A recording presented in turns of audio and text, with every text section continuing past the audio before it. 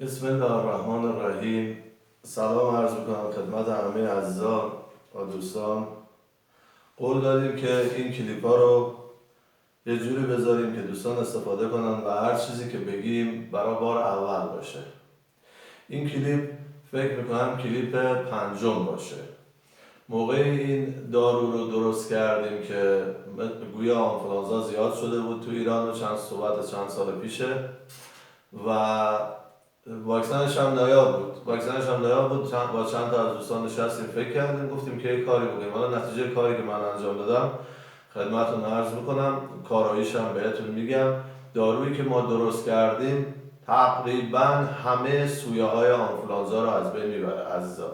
با توجه به اینکه واکسن باید بدیم و دلار بدیم و ارز بدیم که واکسن وارد مملکت بشه، دارویی که ما درست کردیم به قدرت بهتون عرض میکنم که تمام سویه های آنفولانزا رو از بین میبره. برای عفونت های سینوسی خیلی مفیده، برای خوبه، برای زخم های که عفونت کرده و مقاوم به درمانه خیلی خوبه، برای عفونت های بانوان خیلی خوبه، برای خیلی با عفونت پشت گلو از آنتیبیوتیک های خیلی قویه و کلا یه داروی مفیدیه که تو خونه درست کنین و داشته باشین. چون قول دادیم هر چیزی که به شما میگیم من بعد توی این سری کلیپ ها نو باشه و بار اول باشه که عرض کنیم خدمتتون. این موادی که عرض میکنم یادداشت بفرمایید که استفاده بکنین. بعد تا دستورش رو خدمتتون عرض میکنم. 10 گرم میشه حدود 2 تا مشت. 10 گرم این عددی که عرض میکنیم خدمتتون وحی منزل نیست عزیزان، میتونه یه کوچولو کم و زیاد باشه، ولی حدودی که ما استفاده کردیم 10 گرم حدود 2 تا مشت پوست خشک روی پیاز. پوست خشک روی پیاز، حالا چه پیاز سفید باشه چه قرمز.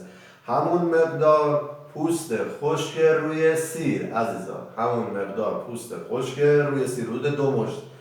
10 گرم.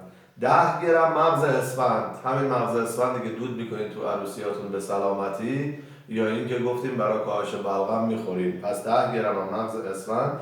20 گرم انور نصارا که اکثر دوستان باش آشنایی دارن برای ضد عفونی. 20 گرم انور نصارا و 20 گرم کندر دودی عزیزان، نه کندر خوراکی، کندر دودی.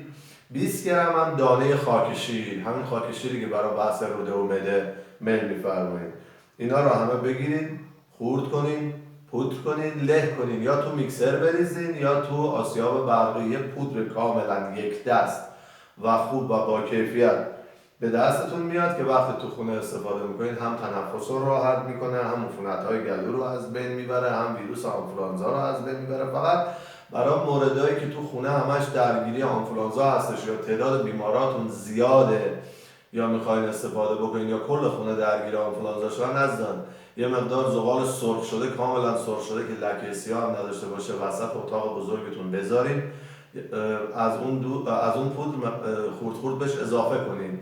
وقتی اضافه بکنید دود خیلی دلنشین و خوشبوی تمام سطح خونه رو میگیره. در پنجره ها رو ببندید، بیمارا تنفس بکنن و اگر شد تو همون اتاق بخوابن، حتی لباسشون رو با اون ضد عفونی بکنن، ویروس آنفولانزا توی اون محیط غیر فعال میشه عزیزان، غیر فعال میشه. کارایی‌های زیادی این پودر میتونه داشته باشه که میتونه عفونت سینوس رو کم بکنه، عفونت بانوان رو کم بکنه، عفونت زخم ها رو کم بکنه، سوختگی ها رو کم بکنه، زخم های دیابتی رو عفونتشون رو قطع بکنه، عفونت ختنه پسران و سوختگی ها رو، آسم، تنگی نفس، حتی عفونت لثه و دهان، حتی عفونت بواسیر.